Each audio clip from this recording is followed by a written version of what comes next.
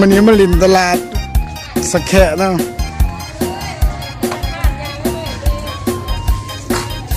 ว่าจะกินตีนไก่แล้ววันนี้จะกินตีนไก่แล้ว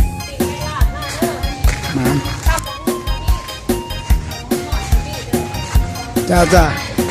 นี่มาลินตลาดวัดสะแขะเนาะจะตายโอ้แม่นห้อยผมจะไปย่างไหนจะไม่เห็นหรอห้อยผัวเขาเอินห้อยนี่ห้อยหน้าตัวนี้อันนี้ห้อยมันอยู่ภายหน้าดูเมนห้อยประกวงห้อยกับหน้ากระต่ายห้อยหน้าตัวเถื่อนตัวจูบได้ตัวปากมือจูบอะไรมีหมอมันจีบเลยก็คันคืออยู่ทางนั้นเป็นห้อยนะห้อยมันเจ็บห้อยมันไหนห้อยหน้าห้อยกล้ามมีแค่ห้อยหน้าปากเรื่องมันน่ากลัวห้อยจะดี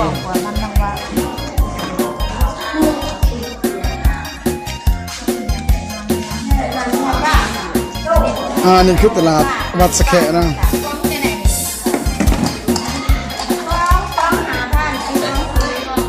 มาแวะจิตเขามาส่งเทียนจำภาษาแล้วมาแวะจิตเขาอีกตลาดนี่เป็นตลาดใหม่มีไงวะ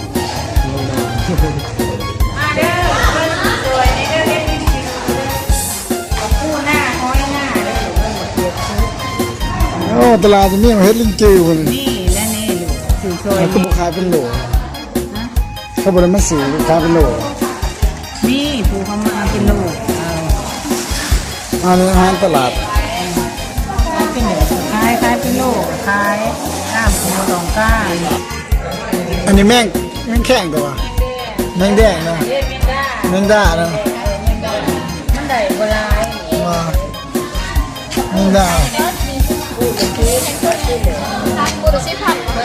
อันนี้กระปูหน้าห้อยหน้าเนี่ยห้อยหน้าห้อยหน้าภาษาก็เป็นห้อยหน้าแซ่บได้ห้อยหน้านี่เฮ็ดลิงจือนั่นเองนะงามเลยเดียวสองสี่เขาขายว่าเนี่ยหาโต้ตะซิบอันนี้มันกระเทินหาปั้นขายเลย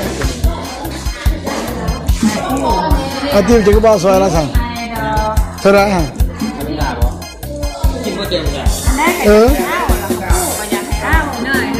อันนี้เฮ็ดลิงจือกันมาเนี่ย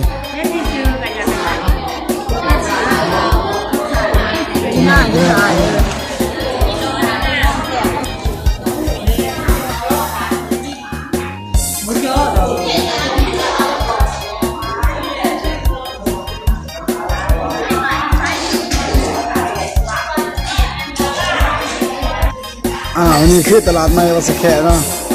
ตลาดใหม่บ้านสะแขะเรียกมาวัดสะแขะ